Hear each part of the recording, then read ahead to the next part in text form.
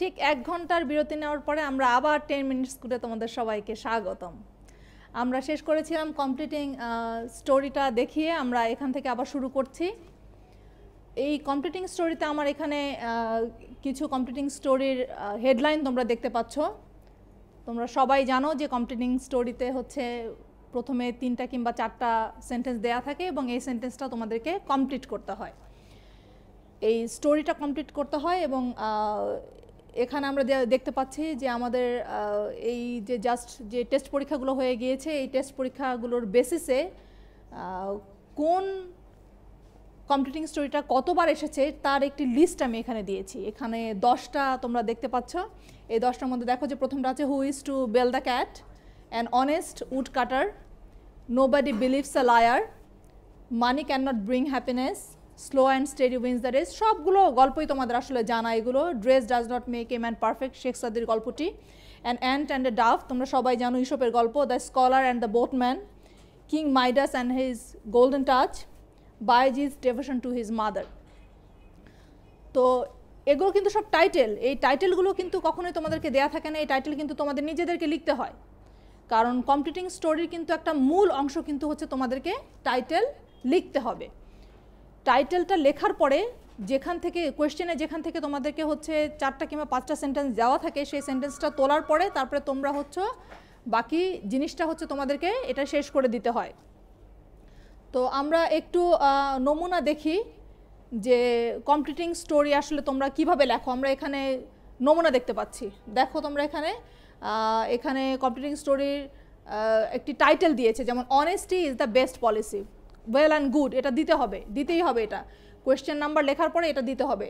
তারপরে হচ্ছে লাইন শুরু হয়ে গেল, লাইন শুরু হয়ে যাওয়ার পরে সে নিজে থেকে লেখা শুরু করেছে, আমরা দেখতে পাচ্ছি এখানে উড কাটারের গল্পটি এখানে আছে। এই পুরো গল্পটি শেষ করছে।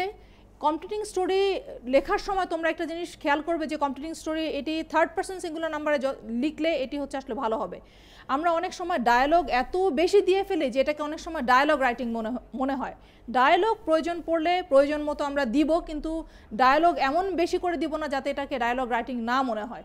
এটিকে 3rd পারসনে লেখার চেষ্টা করব। আর আরেকটি জিনিস যেটি হচ্ছে যে অনেক সময় অনেকে হচ্ছে ডিফারেন্ট কালি ইউজ করে ডায়ালগ ইউজ করার সময়। তো এই ডিফারেন্ট কালি কিন্তু অনেক সময় এক্সামিনারের বিরক্তির কারণ হয়ে দাঁড়াতে পারে, এটি একটু খেয়াল রাখবে। কমপ্লিটিং স্টোরি শেষ করার পরে আমরা এখানে দেখতে পাচ্ছি, যেমন এখানে এটা একটা তোমরা যেটা সোজা বাংলায় বলো যে ঠাডা পড়া, সেই ঠাডা পড়েছে। তার কারণ হচ্ছে তোমরা গল্পটা যেখানে শেষ করেছো, গল্পটা শেষ হওয়ার পরে তুমি একটা কমেন্ট্রি দিচ্ছ। কেন এই কমেন্ট্রি? তোমরা নিশ্চয়ই রবীন্দ্রনাথের গল্প পড়েছো, তোমরা সমারসেট মমেরও হচ্ছে লাঞ্ছন গল্পটি পড়েছো। তোমরা কি কোথাও দেখেছো যে গল্পটি শেষ হওয়ার পরে একটি কমেন্ট্রি দেওয়া হয়? রবীন্দ্রনাথ ঠাকুর কি হৈমন্তী লেখার পরে কি কোনো কমেন্ট্রি দিয়েছিলেন যে পুরো গল্পটি পড়ে আমি জানতে পারলাম যে হৈমন্তীর সঙ্গে এরকম ব্যবহার করা ঠিক হয়নি? এটা তো কোনো কথা হলো না। তাহলে তো গল্প লেখকের যে গল্পের যে সাসপেন্স যেখানে শেষ হলো সেই সৌন্দর্যই তো নষ্ট হয়ে গেল। দেখো এখানে আমি কেটে দিয়েছি, from the story we learn that the honesty is the best policy. এই কমেন্টটা করার কোনো যৌক্তিকতা নাই, এটা কিন্তু ভুল। একটা স্টোরি রাইটিংয়ে কিন্তু কখনোই এই জিনিসটি থাকবে না। এটি কিন্তু খুব ভালো করে খেয়াল করবে, এটির জন্য কিন্তু তোমার নাম্বার কাটা যেতে পারে। আর আরেকটি জিনিস যেটি তোমরা হচ্ছে অহরহ করো, যেটি আমরা সেটি সবসময় কেটেও দেওয়া হয়, আমার ধারণা এটি এসএসসির একটি অভ্যাস থেকে তোমাদের এসেছে। এসএসসিতে হয়তো এটি তোমাদের ছিল, কিন্তু এইচএসসিতে আসলে কিন্তু আমাদের কমপ্লিটিং স্টোরিটা সেরকম মোরাল অনুযায়ী কিন্তু লেখা হয় না। যতই ইসপের গল্প আসুক কিংবা অন্যান্য যতই মোরাল স্টোরি আসুক না কেন, you are never asked to write a moral of the story. যেমন এখানে দেখো, এই যে এখানেও আমি দেখতে পাচ্ছি দ্য অনেস্ট উড কাটার, আমি একটা স্মাইলি দিয়েছি, it's okay, well and good. স্টোরিটা আগাচ্ছে, ঠিক আছে, সম্পূর্ণ ঠিক আছে। এটি শেষ হলো এখানে এসে কোনো কমেন্ট্রি দেয়নি যে from the story we learn that, এটাও ভালো হয়েছে। কিন্তু আবার সেই ঠাডা, কেন ঠাডা? তার কারণ হচ্ছে দেখো তুমি লিখছো moral of the story is honesty is the best policy. তুমি তো লিখছো, তুমি তো এই জিনিসটা লিখছো, তোমার তো এই মোরালটা দেওয়ার দরকার নাই। তোমাকে স্টোরিটা কমপ্লিট করতে বলেছে, তোমাকে কোনো মোরাল দিতে বলা হয় নাই। এই বিবেক নিজের মধ্যে জাগ্রত রাখবে, তাহলে হচ্ছে জীবনে ভালো করতে পারবে। এটা খাতার মধ্যে লেখার দরকার নাই, ঠিক আছে। এর পরের সেগমেন্টে আমরা আসি ফর্মাল ইনফর্মাল ইমেইল এবং হচ্ছে লেটার। ইমেইলের ব্যাপারে আমরা সবাই জানি যে এখন যে আমাদের এই স্ক্রিন এজ চলছে, এই স্ক্রিন এজে কিন্তু আমরা অহরহ প্রতি সেকেন্ডের ব্যবধানে কিন্তু আমরা প্রচুর ইমেইল হচ্ছে এপাশ থেকে পৃথিবীর এই প্রান্ত থেকে ওই প্রান্তে কিন্তু আমরা চালাচ্ছি, এবং সেই সঙ্গে লেটারের ব্যবহারও হচ্ছে চলে গেছে। লেটারকে এখন ডাকা হয় স্নেইল মেইল বলে, যে হচ্ছে সম্মুখ গতিতে এটি যায় বলে এটাকে স্নেইল মেইল বলে ডাকা হয়। কিন্তু তারপরেও আমাদের অনেক জায়গায় হচ্ছে চাকরির দরখাস্ত থেকে শুরু করে অনেক জায়গায় আমাদেরকে এটাকে লিখতে হয়, তো সেই কারণে হচ্ছে লেটারের ব্যাপারটা কিন্তু আসলে এখনও প্রয়োজনীয়। তো আমরা একটু দেখে নেই যে এই ফর্মাল ইনফর্মাল ইমেইল এবং লেটার এইগুলোর ফরম্যাট আসলে আমাদের কিভাবে লেখা উচিত। এইখানে যেমন আমি তোমাদেরকে একটা এক্সাম্পল দেখাচ্ছি যে একটা ইমেইল কনভারসেশন কিন্তু শুরুই হয়েছে হচ্ছে জিনিসটাকে খুব ছোট্ট করে অল্প সময়ের মধ্যে এক জায়গা থেকে অন্য জায়গায় যেন আমি দ্রুত পৌঁছাতে পারি। এখানে কিন্তু আমার অনেক স্টোরি লেখা কিংবা অনেক কথা বলার কিন্তু এখানে কোনো অবকাশ নেই এই জায়গাটিতে। তো এখানে দেখো, আমরা এখানে দেখতে পাচ্ছি যে এখানে ফ্রম দিয়েছে, তারপরে টু দিয়েছে, নাম দেখতে পাচ্ছি আমরা, সেন্ট দিয়েছে। এটা অসুবিধা নেই, সেন্ট তুমি দিতে পারো, ডেটও তুমি দিতে পারো। এটা সেন্ট এবং ডেটের ফরম্যাটে হচ্ছে এটা থাকে সব সময়। আমরা দেখাবো যখন ফাইনালি একটা হচ্ছে ফর্মাল এবং ইনফর্মাল ইমেল দেখাবো, তখন তোমাদেরকে আমি দেখাবো যে আসলে এই ডেটা কীভাবে লিখতে হবে। তারপরে সাবজেক্ট লেখা হয়েছে to advise for not killing precious time surfing the internet. ঠিক আছে, এরপরে কি হলো, তোমাকে বলা হয়েছে তোমার বাবাকে একটি চিঠি লিখতে। বাবা কিভাবে এক্সম্যান হলো আমি এটা বুঝলাম না, কারণ তুমি লিখছো ডিয়ার এক্স। হ্যাঁ, বাবা কিভাবে এক্সম্যান হলো এটা বেশ মানে বোঝা আসলে কষ্টসাধ্য। প্লিজ তোমরা এই কাজটি করবে না, বাবাকে এক্স নামে ডাকবে না কিংবা অন্য কাউকে এক্স ওয়াই নামে ডাকার কিন্তু কোনো দরকার নাই। তোমরা অনেক সময় এ বি লিখো, এ লিখলে আমি আবুল লিখে দেই, ওয়াই লিখলে আমি ইয়াকুব লিখে দেই, এগুলো লিখবা না, এগুলো আসলে এগুলো শোভন না। আর আরেকটা বড় ব্যাপার হচ্ছে, তুমি যখন একটি চিঠি লিখছো তুমি কি একটি ফেব্রিকেটেড নাম লিখতে পারো না? একটি ফেব্রিকেটেড কি নাম তৈরি করা যায় না? কেন নাম লিখলে কি, অনেকে বলে যে নাম লিখলে যদি সেন্সিটিভ হয়ে যায়, কেন তুমি সেন্সিটিভ নাম লিখবা কেন? নাম লিখতে গেলে তোমার লাদেনের কথা মনে হবে কেন? নাম লিখতে গেলে তোমার ট্রাম্পের কথা মনে হবে কেন? এইগুলো তো ঠিক না। সাধারণ স্বাভাবিক মানুষের নাম আছে না, সেই নাম তুমি দিবে। এখানে ডিয়ার ফাদারের বদলে তুমি বাবাকে বানাই দিলে এক্সম্যান, ডিয়ার এক্স। তো এই জন্য দেখো অনেক বড় একটা কাটা আমি এখানে দিলাম, এটা হয়নি। তারপরে এখানে আবার ইয়োর্স এভার, আবার আসছে ওয়াই।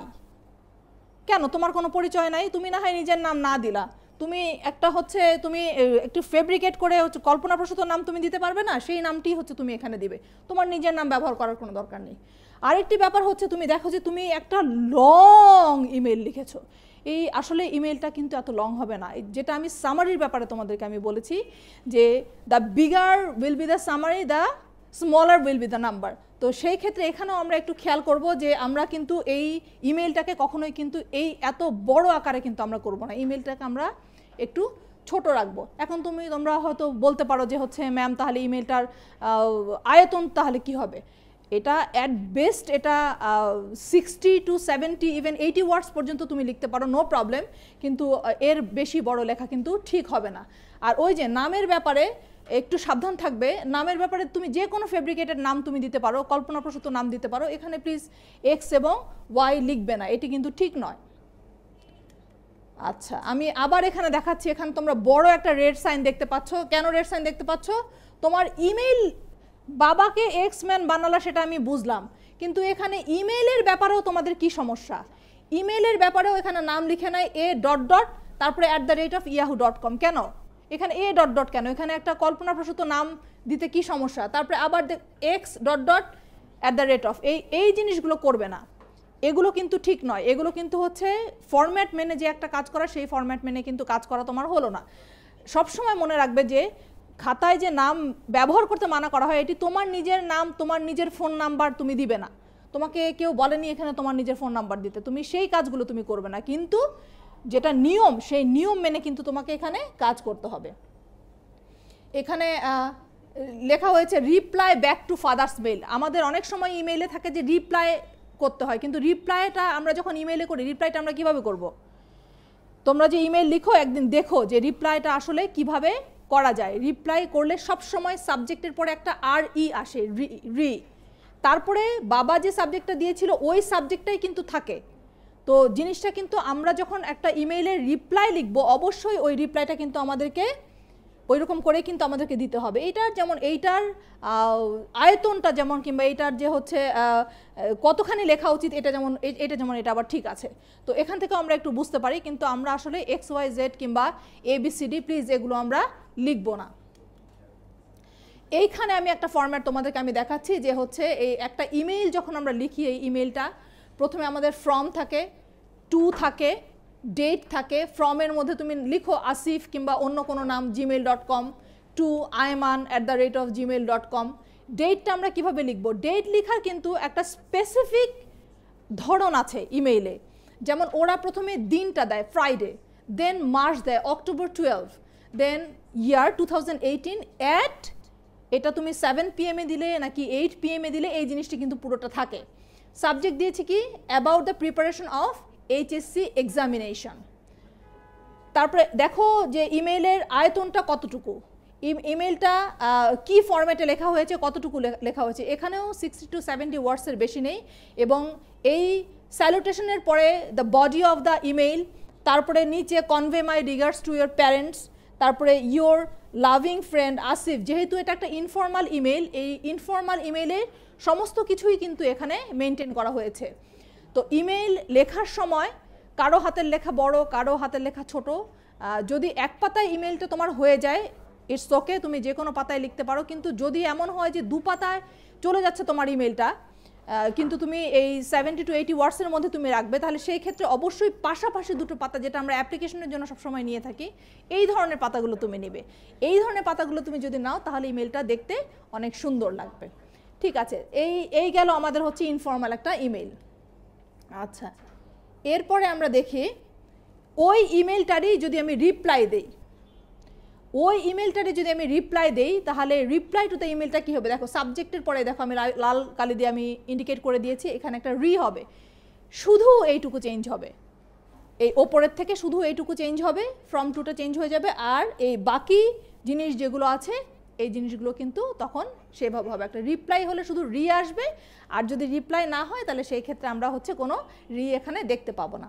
তো এখানে আমরা ইনফর্মাল ইমেইলের হচ্ছে একটি এক্সাম্পল আমরা দেখতে পারলাম। তো এরপরে আমরা চলে আসছি সরাসরি গ্রাফে। আমাদের এই সেগমেন্টে রয়েছে গ্রাফ, আসলে শুধু গ্রাফ না, আমাদের যেমন হচ্ছে bar graph, pie chart, map, এগুলো কিন্তু অ্যানালিসিস করতে হয়, এগুলোর এক্সপ্লেনেশন দিতে হয়। আসলে এই সবগুলো জিনিসই কিন্তু বেসিক্যালি আইএলসের ফরম্যাটে তৈরি করা। তোমরা যেহেতু অনেকেই এইচএসসির পরে বাইরের বিভিন্ন ইউনিভার্সিটিতে পড়তে যাও, তখন কিন্তু তোমাদের আইএলস দিতে হয়। তো সেই কারণেই কিন্তু আগে থেকে এগিয়ে থাকা, আগে থেকে এই টেকনিকগুলো জানা, সেই টেকনিক জানলে যাতে আমরা হচ্ছে খুব সহজে হচ্ছে ওই পোর্শনগুলো আমরা উতরে যেতে পারি, সেই কারণে কিন্তু এই জিনিসগুলো শেখানো। তো ভালো করে শিখলে হচ্ছে কোথাও কিন্তু কোনো লস নেই। এখানে তোমরা দেখতে পাচ্ছ যে কোয়েশ্চেনটার মধ্যে আমি 2টো দাগ দিয়েছি, একটা হচ্ছে হরাইজন্টাল এক্সিস তোমরা দেখতে পাচ্ছ, একটা হচ্ছে ভার্টিক্যাল এক্সিস। একটা বার গ্রাফের মধ্যে সবসময় কিন্তু আমাদের হচ্ছে একটা অ্যাঙ্গেল থাকে, 90 ডিগ্রি একটা অ্যাঙ্গেল থাকে। এই 90 ডিগ্রি অ্যাঙ্গেলের মধ্যে একটা অ্যাঙ্গেল হচ্ছে একদম উপর থেকে নিচ পর্যন্ত, যেটা আমার হচ্ছে ভার্টিক্যাল এক্সিস, আরেকটি হচ্ছে আমাদের হচ্ছে একদম নিচে বটম লাইন ঘেঁষে হয়, সেটি হচ্ছে হরাইজন্টাল এক্সিস। এক্স ওয়াই দেওয়া থাকলে তো খুবই সহজ, কারণ তখন আমরা বলতে পারবো যে X to Y axis or Y to Z axis. কিন্তু যদি না থাকে তাহলে সেই ক্ষেত্রে আমরা এই এক্সিসগুলো কোন এক্সিসে কি আছে সেটা আমরা কিভাবে চিহ্নিত করব। সেই জন্য আমি আগে থেকেই বলে দিলাম যে এই জিনিসগুলোকে যদি আমরা একটু চিনে নেই তাহলে সেই ক্ষেত্রে হচ্ছে আমাদের গ্রাফটা লিখতে অনেক বেশি সুবিধা হবে। আরেকটা জিনিস, গ্রাফের মধ্যে তোমার প্যারার সংখ্যা হবে তুমি গ্রাফটাকে কত লেভেলে তুমি এটাকে ডিফাইন করেছো তার উপরে। যেমন আমার ইন্ট্রোডাকশনে একটা গ্রাফকে যখন আমি গ্রাফকে ইন্ট্রোডাকশন দিব একটা গ্রাফের, সেই ইন্ট্রোডাকশনে শুধুমাত্র একদম প্রথম চোখের দেখায় গ্রাফটার মধ্যে কি আছে কোনো অ্যানালিসিস না করে সেই জিনিসটা আমি শুধু বলবো। For example, this graph illustrates the past time activities of the students of Bangladesh. The horizontal axis shows the pastime activities and the vertical axis shows the percentage of time students spent. এইটা আমি clear করে নিলাম। তারপর আমি বলতে পারি যে the ratio started from 0 to 0 up to 70, we can see there are 3 bar graphs. One is black, one is white, and one is ash. And then again the black graph illustrates or denotes watching TV, then the white graph denotes the game and sports, and the ash graph illustrates the online program. So আমি আমার যে প্রথম প্যারাটা, সেই প্রথম প্যারাতে কিন্তু আমি শুধুমাত্র দেখে আমি যেটুকু দেখলাম সেটুকু কিন্তু আমি ডিফাইন করে দিলাম। তো গ্রাফ লেখার জন্য কিন্তু তোমার ভোকাবুলারি জানতে হবে। ভোকাবুলারি না জানলে কিন্তু গ্রাফটা তুমি লিখতে পারবে না। কারণ এই যে গ্রাফের মধ্যে এই যে উঁচু নিচু হচ্ছে, যে কমছে বাড়ছে, যে কম্প্যারিজন হচ্ছে, কন্ট্রাস্ট হচ্ছে, এই জিনিসটাকে তুমি কিভাবে সুন্দরভাবে লিখবে, অথবা এইটার জন্য যে ট্রানজিশনগুলো, আমরা ট্রানজিশনগুলো কিভাবে ইউজ করব, তো আমরা ওই টেকনিকটা একটু দেখে নেই। যেমন আমরা একটা গ্রাফের মধ্যে কি কি জিনিস আমরা খুঁজব, যেমন আমরা দেখব যে হাইয়েস্ট অ্যান্ড লোয়েস্ট ভ্যালুস। এখানে যে বার গ্রাফটা আছে, বার গ্রাফের মধ্যে হাইয়েস্ট ভ্যালু কোনটা, এই বার গ্রাফের মধ্যে লোয়েস্ট ভ্যালু কোনটা, বিগেস্ট ডিফারেন্সেস কী কী, কোন জায়গায় গিয়ে হচ্ছে সবচেয়ে বেশি ডিফারেন্স হলো, কতখানি ডিফারেন্স হলো, কেন হলো, সিমিলারিটিস কী কী আছে আমার এখানে, সিগনিফিক্যান্ট এক্সপেকটেশনসগুলো আমার কী কী আছে, তারপরে আমি anything else that really stands out, আর কি আলাদা আছে যেটা হচ্ছে আমাকে এখান থেকে হচ্ছে অ্যানালিসিস করতে হবে অথবা এক্সপ্লেনেশন করতে হবে। আচ্ছা, সেই ক্ষেত্রে বার গ্রাফগুলো যেমন সবসময় হচ্ছে আমাদেরকে কি কি দেখায়, যেমন গোয়িং আপ, বার গ্রাফগুলো হচ্ছে উঁচু হয়ে যাচ্ছে, বার গ্রাফগুলো কখনো নিচু হয়ে যাচ্ছে, গোয়িং ডাউন, কখনো নো চেঞ্জ, দেখা যাচ্ছে একই এরকম সমান্তরালভাবে বার গ্রাফগুলো চলে যাচ্ছে, আবার দেখা যাচ্ছে আপস অ্যান্ড ডাউন।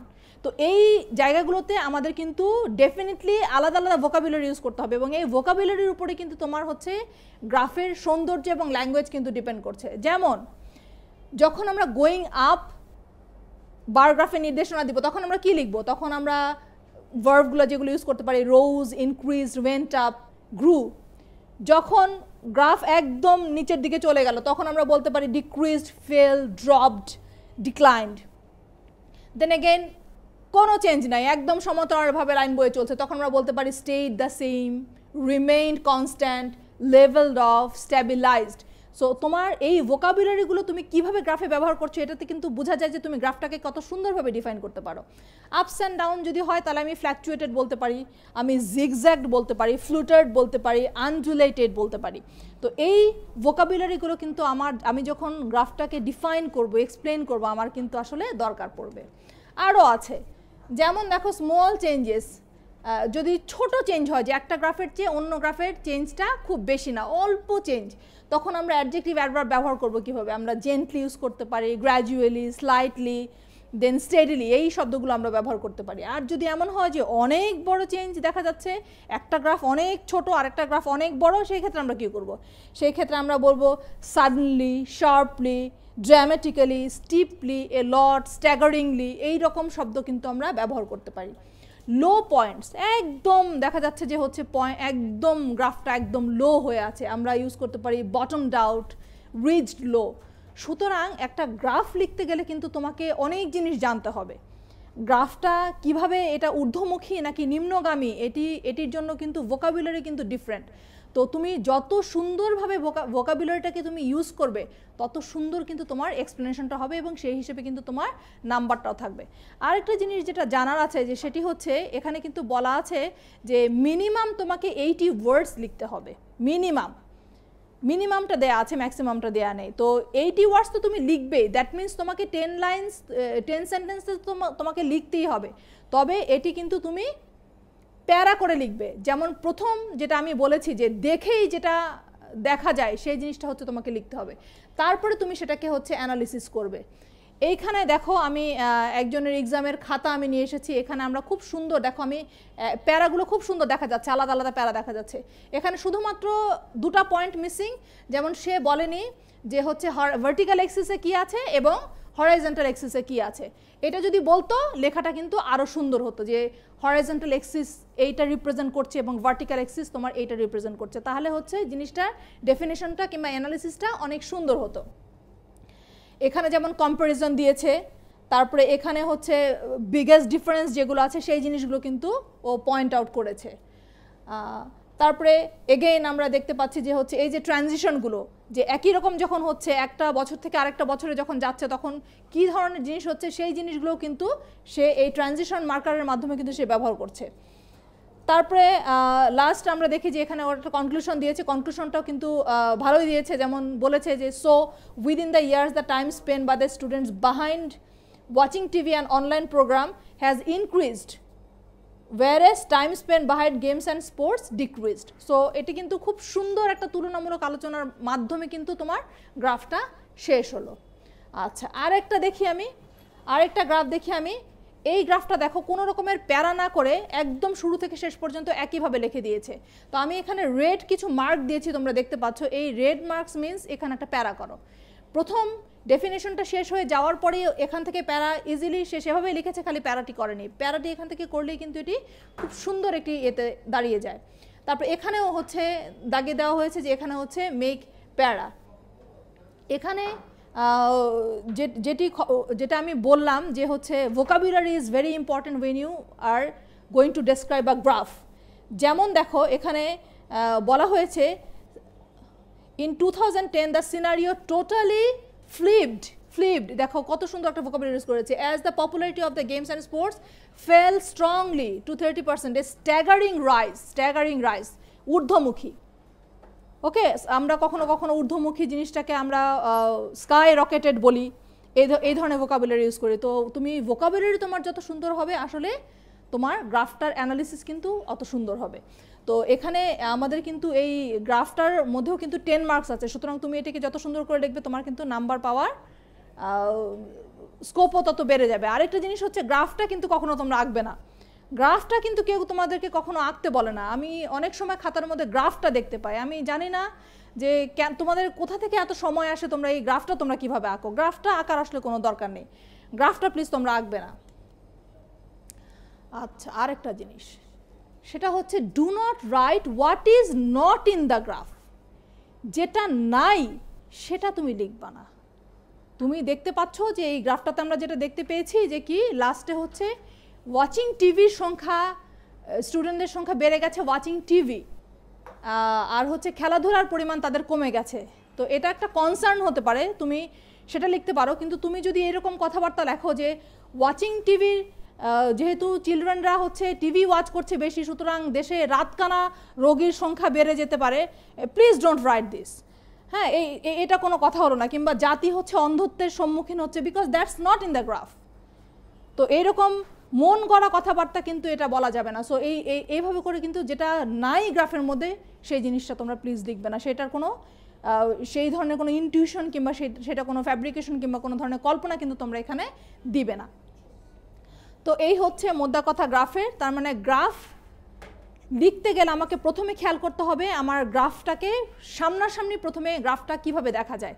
হরাইজন্টাল এক্সিসে আমার কি আছে, ভার্টিক্যাল এক্সিসে কি আছে, বার গ্রাফের মধ্যে গ্রাফ কি একটা আছে নাকি কম্প্যারিজনের মতো একই সঙ্গে 3টা গ্রাফ কিংবা 4টা গ্রাফ দেওয়া আছে, কোন পয়েন্ট কি মিন করছে। তারপরে হচ্ছে আমার যেমন হাই এন্ড কিংবা লো এন্ড এই জিনিসগুলো হচ্ছে কিভাবে দেখাচ্ছে, কিংবা স্টেডি আছে কিনা, কিংবা ইনক্রিজিং শার্পলি ইনক্রিজিং হচ্ছে কিনা, র্যাপিডলি ডিক্রিজিং হচ্ছে কিনা। আমাকে কিন্তু ভোকাবুলারির মাধ্যমে তোমাদেরকে এই জিনিসগুলো কিন্তু লিখতে হবে। তুমি যত সুন্দরভাবে এই জিনিসটাকে লিখবে নাম্বারও কিন্তু সেইভাবে আসবে। আর ওই যেটা বলে দিলাম যে খবরদার যেটা তোমার গ্রাফের মধ্যে নাই সেটা তুমি লিখবে না। সেটা তুমি লিখবে না। যেমন ফর এক্সাম্পল, যেমন মনে করো যে তোমাকে একটা গ্রাফ দেওয়া হয়েছে যেখানে স্টুডেন্টের বিভিন্ন বিষয়ে পরীক্ষার নাম্বার দেওয়া আছে, কোনোটা কম কোনোটা বেশি, কিন্তু তুমি দেখা গেল যে শেষ মুহূর্তে তুমি একটা কমেন্ট্রি করলা যে হচ্ছে যেহেতু ও অঙ্কে খারাপ নাম্বার পেয়েছে ওর এখন বেশি করা উচিত, বেশি করে অঙ্ক করা উচিত। এই কমেন্ট্রি কিন্তু তুমি করতে পারবে না, ঠিক আছে? এই কমেন্ট্রি করা যাবে না। যেটা গ্রাফে নাই সেটা নাই, সেটা কিন্তু বলাও যাবে না।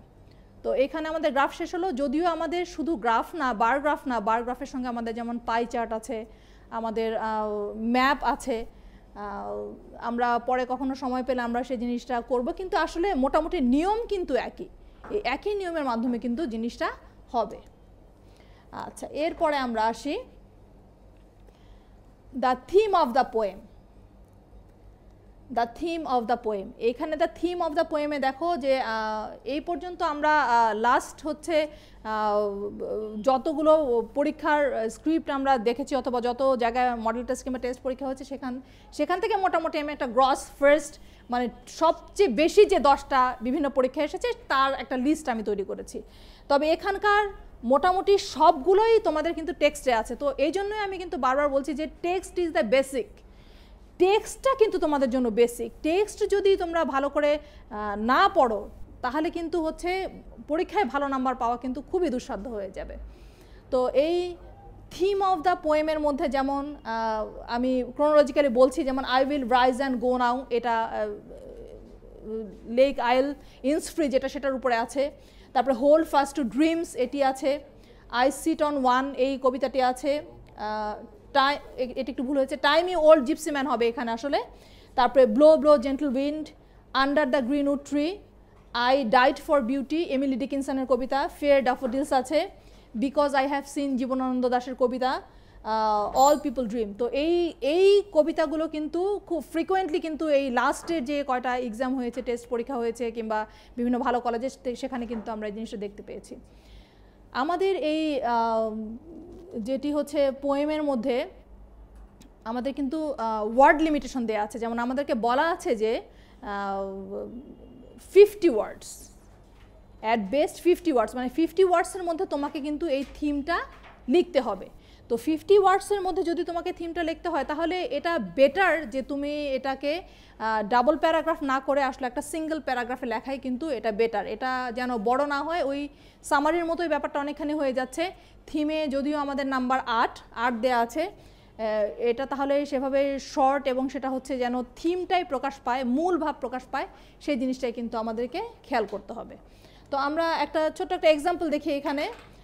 দ্য লেক আইল অফ ইন্সফ্রি যেটা ইয়েটসের কবিতা, সেই ইয়েটসের কবিতাটা আমরা এখানে দেখতে পাচ্ছি। তোমরা নিশ্চয়ই সবাই পড়েছো কারণ এটি টেক্সটেরই একটি কবিতা। যেমন লেখা আছে I will rise and go now and go to Innisfree. তে যেতে চাচ্ছেন হচ্ছে, ইন্সফ্রি একটি জায়গার নাম, ইন্সফ্রিতে আমাদের কবি যেতে চাচ্ছেন। And a small cabin build there of clay and wattles made, এবং হচ্ছে মাটির তৈরি একটি ঘরে উনি যেতে চাচ্ছেন। 9 bean rows will have there a hive for honeybee, সেখানে হচ্ছে মৌমাছির চাক আছে, সেখানে হচ্ছে সিমের বাগানের হচ্ছে শাড়ি আছে। And live alone in the bee loud glade, এবং সেখানে হচ্ছে মৌমাছির গুঞ্জনে হচ্ছে চারিপাশ হচ্ছে আলোকিত।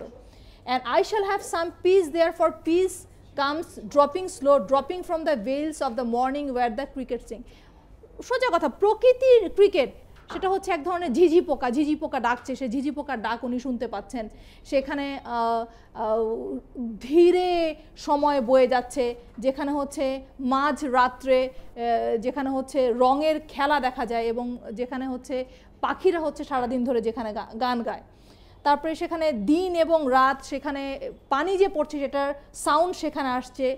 কবি সেখানে পথের ধারে দাঁড়িয়ে সেখানে উনি শুনছেন, উনি এই জিনিসটা শুনছেন। তো এই যে কবিতাটা, এই কবিতাটা তুমি যখন থিম লিখবে, এই থিমটা লেখার সময় তোমাকে খেয়াল রাখতে হবে যে তাহলে এটার মূল উপজীব্য কী, মূল জিনিসটি কী। তাহলে এই মূল জিনিসটি যখন আমরা লিখতে যাব তখন আমাদেরকে বুঝতে হবে যে প্রকৃতির কাছে যাওয়ার যে মানুষের যে একটা আকুলতা, একটা যে উন্মাদনা, সেই লেক আইলে হচ্ছে কবি সেটা পেয়েছেন এবং সেইখানে গিয়ে উনি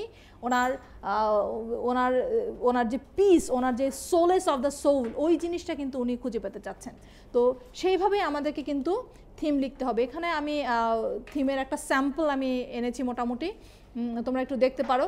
যেমন এখানে বলা হয়েছে the simple imagery of the quiet life the speaker longs to lead as he counts each of its qualities lulls the readers into his idyllic fantasy. The poet speaks of Innisfree in an idealistic way, describing the almost magical qualities of the different times of the day. And unbroken solitude and peace he will achieve once he goes. So এইভাবে করে উনি ওনার যে মনের যে শান্তি, মনের যে সোলে, সেটা হচ্ছে উনি ইন্সফ্রিতে গিয়ে উনি খুঁজে পাচ্ছেন। তো ছোট করে একটা প্যারার মধ্যে ওই তো 50 ওয়ার্ডস, যেহেতু আমরা হচ্ছে 6 কিংবা 6-7 সেন্টেন্সের বেশি যেন আমরা না লিখি, তো সেই জিনিসটা কিন্তু আমাদের মাথায় রাখতে হবে। তো এই থিমই কিন্তু হচ্ছে আসলে আমাদের লাস্ট লাস্ট যেটা এলিমেন্ট ছিল। তো আমি একটু আবার ইমেইলে ফিরে যেতে চাচ্ছি এই কারণে যে ইমেইলে কিন্তু আমরা ইনফর্মাল ইমেলটা আমরা দেখেছি, আমরা ফর্মাল ইমেলটা দেখি না। এটা আমি এখানে আমি আবার একটু ফিরে আসতে চাচ্ছি। ইনফর্মাল ইমেল আমরা যেটা দেখেছি, ফর্মাল ইমেল যেমন মনে করো যে ইনফর্মাল ইমেলে hello dear, hi dad, with love, with regards, এইভাবে করে কিন্তু আমরা হচ্ছে যেটা হচ্ছে সম্বোধন করা কিংবা যেটা হচ্ছে শেষ করা সেই জিনিসটা কিন্তু আমরা সেভাবে লিখতে পারি। কিন্তু আমরা যখন একটা ফর্মাল ইমেইল লিখি, আমাদের ফর্মাল ইমেল কিন্তু এরকম হবে না। আমাদের ফর্মাল ইমেইলে কিন্তু হচ্ছে ফর্মাল যে অ্যাপ্রোচটা, সেই ফর্মাল অ্যাপ্রোচ এবং ফর্মাল ভোকাবুলারি কিন্তু আমাদেরকে থাকতে হবে। যেমন ফর এক্সাম্পল এবার অনেক পরীক্ষায় অনেক টেস্ট এক্সামিনেশনের ইয়েতে ইমেইলের ক্যাটাগরিতে আমি যেটা দেখলাম যে seeking admission in foreign university, এই ধরনের একটা ফর্মাল ইমেইল আমি দেখেছি। তো এই ধরনের একটা ফর্মাল ইমেইলের যেমন এখানে সেটা বলা আছে, যেমন ফ্রম দেয়া আছে, টু দেয়া আছে, ডেট আমি যেটা বলেছি এই ডেট চেঞ্জ হবে না, যেটা যেভাবে ওরা দেয় প্রথমে সপ্তাহ, তারপরে মাস, তারপরে ইয়ার, তারপরে সময়টা হচ্ছে ওরা দেয়। সাবজেক্ট রিকোয়েস্ট ফর ইনফরমেশন, তারপরে শুরু হয়ে গেল ডিয়ার স্যার অর ম্যাডাম, কারণ অ্যাডমিশন কমিটি এটা সি হতে পারে, হি হতে পারে, অর ডিয়ার অ্যাডমিশন কমিটিও তুমি লিখতে পারো। তারপরে এটা তুমি এটার কলেবরটা দেখো তুমি, এটা কিন্তু খুব বড় না, এটা ফর্মাল ইমেল হলেও এটা কিন্তু খুব বড় না। তুমি যখন when you seek admission to a foreign ইউনিভার্সিটিতে তোমার কি কি জানার আছে, যেমন এখানে যেটা বলা হয়েছে যে টোফেল স্কোর কত হলে কিংবা আইএলটিএস স্কোর কত হলে ওই ইউনিভার্সিটিতে নিবে, কিংবা তোমার যোগ্যতা কি, তুমি ওখানে ভর্তি হতে পারবে কিনা, এই ধরনের কোয়ারিজগুলো হচ্ছে আমরা একটা ফর্মাল ইমেলে করে থাকি।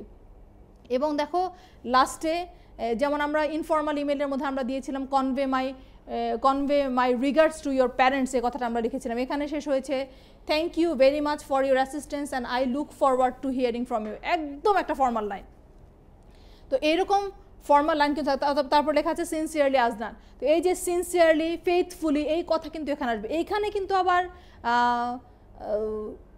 ফরএভার ইয়োর্স, তারপরে হচ্ছে ইয়োর্স এভার, এইগুলো কিন্তু তুমি একটা অফিসে চিঠি লিখতে গেলে তো তুমি আর ইয়োর্স এভার লিখবা না। তো এই জিনিসটা থাকতে হবে যে একটা ফর্মাল ইমেল আর একটা ইনফর্মাল ইমেলের মধ্যে পার্থক্যটা কোথায়, কোন লাইন এটাকে ডিভাইড করেছে, সেই হিসেবে কিন্তু আমাদেরকে ওই জিনিসটা লিখতে হবে। আরেকটা এক্সাম্পল তোমাদেরকে আমি দেখাতে চাই, সেটা হচ্ছে যে আমরা যদি চিঠি লিখি, চিঠি স্নেইল মেল যেটাকে বলা হচ্ছে, চিঠি যদি আমরা লিখি তাহলে চিঠির ফরম্যাট আমাদের কীরকম হবে। চিঠির ফরম্যাটে আমরা ডান দিকে দিতে পারি, কোনো অসুবিধা নেই, ডান দিকে দিতে পারি। এটা হচ্ছে পুরনো নিয়ম অনুযায়ী এটাকে আমরা ডান দিকে ইউজ করতে পারি। আমেরিকান নিয়ম অনুযায়ী অল লেফট, সেভাবে আমরা ইউজ করতে পারি। যেখানে হচ্ছে ডেট থাকে, তোমার অ্যাড্রেস থাকে, তারপরে তুমি তোমার মাই ডিয়ার ফাদারকে তুমি কিভাবে মেইল লিখছো সেটা তুমি এখানে লিখলে, যেমন I received your letter yesterday, এবং এটা হচ্ছে একটা চিঠি, একটা সাধারণ চিঠি যেভাবে হয় সেই ধরনের চিঠির মতো করে হচ্ছে সেভাবে করে লেখা। লাস্টে লিখা হচ্ছে ইয়োর অ্যাফেকশনেটলি ইমো। এইরকম একটা চিঠির ব্যাপারে, সেটা ফর্মাল হোক অথবা সেটা ইনফর্মাল হোক, ইমেইল যদি না হয় আমাদেরকে অবশ্যই একটা এনভেলপ আঁকতে হবে। এই এনভেলপ আঁকতে যেন হচ্ছে আমাদের কোনো ভুল না হয়। তাহলে আমরা আজকের ক্লাসে পুরো ক্লাসটায় আমরা যদি দেখি, তো এই যে 11টা আইটেম আমরা দেখলাম, এই 11টা আইটেমের একদম শুরু থেকে আমি যদি বলি, তাহলে আমরা প্রথমে আমরা পেয়েছি 3টা seen passage, that is exactly from the text, একদম টেক্সট থেকে আসবে। এই টেক্সটের মধ্যে প্রথম প্যাসেজ থেকে আমি এমসিকিউ দিব এবং কোয়েশ্চেন অ্যান্সার দিব। প্যাসেজগুলো যদি ভালো করে পড়া না থাকে আসলে নাম্বার পাওয়া খুব কঠিন। সেকেন্ড আমার আসছে হচ্ছে আমাকে ইনফরমেশন ট্রান্সফার দিতে হবে অথবা ফ্লো চার্ট দিতে হবে। ফ্লো চার্টের ব্যাপারটাও তাই, ফ্লো চার্টে আমরা কোনো সেন্টেন্স লিখব না, প্রথম আমরা বক্স এঁকে নিব, বক্সের মধ্যে 1 2 3 4 5 6 আমরা নাম্বারিং করে নিব, অ্যারো চিহ্ন আমরা দিব। অ্যারো চিহ্ন দেওয়ার পরে হচ্ছে আমার যদি প্রথম ঘরটা যদি নাউন ফ্রেজ দিয়ে শেষ হয় কিংবা শুরু হয়, অথবা জিরান দিয়ে শুরু হয়, অথবা যদি অ্যাডভার্বিয়াল ফ্রেজ দিয়ে শুরু হয়, আমাদের চেষ্টা থাকবে, অথবা ইনফিনিটিভ দিয়ে যদি শুরু হয়, আমাদের চেষ্টা থাকবে ওইভাবে করে যেন আমরা পুরো জিনিসটা শেষ করে দিতে পারি। এই গেল প্যাসেজের কথা। তারপরে আমাদের এরপরে আমাদের যেমন হচ্ছে ক্লোজ টেস্ট উইথ ক্লুজ থাকে, ক্লোজ টেস্ট উইদাউট ক্লুজ থাকে। আমি একটু রিক্যাপ যদি করি, cloze test with clues fixed, তুমি এটা ABCD করে লিখে ফেলতে পারো। Cloze test without clues it's not fixed, you can have as many options as you wish. So এই এত যে অপশনগুলো, এই অপশনগুলোর জন্য আমি যেটা তোমাদেরকে সাজেস্ট করবো, তোমরা প্লিজ এটাকে এইটা শুধুমাত্র আনসারগুলো না লিখে তোমরা এটাকে তুলে ফেলবে, যাতে হচ্ছে এক্সামিনার পড়ার সময় বুঝতে পারেন যে ওই লাইনগুলো হচ্ছে তোমার ওই যে সেন্টেন্সগুলো গ্যাপ আছে এই সেন্টেন্সের গ্যাপগুলোর মধ্যে যেন সুইটেবল এটা ফিট করে যায়, তাহলে তুমি ওখানে নাম্বার পেয়ে যাচ্ছ। এইটা যাওয়ার পরে আমরা রিঅ্যারেঞ্জমেন্টে আমি বলেছি আগে যে হচ্ছে আমাদের একটা বক্স থাকবে, বক্সের মধ্যে ফার্স্ট লাইনে ক্রনোলজিক্যাল অর্ডারে 1 থেকে 10 পর্যন্ত থাকবে, নিচে রোমান সংখ্যাটা হচ্ছে আমরা বসাবো, তারপরে আমি হচ্ছে স্টোরিটা আমি লিখব। এইটা আমার গেল।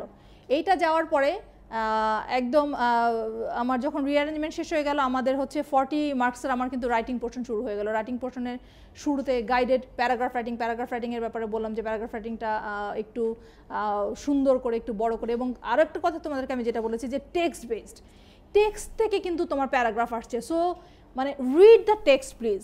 টেক্সটটা তুমি যদি ভালো করে পড়ো তাহলে কিন্তু আসলে মানে সবগুলো আইটেমই হয়তো তোমার কমন পড়ে যাওয়ার অনেক সম্ভাবনা আছে। তারপরে আমাদের হচ্ছে একটা ইমেইল লিখতে হয়, সেটা একটা ফর্মাল ইমেল হতে পারে, একটা ইনফর্মাল ইমেল হতে পারে, একটা চিঠি হতে পারে।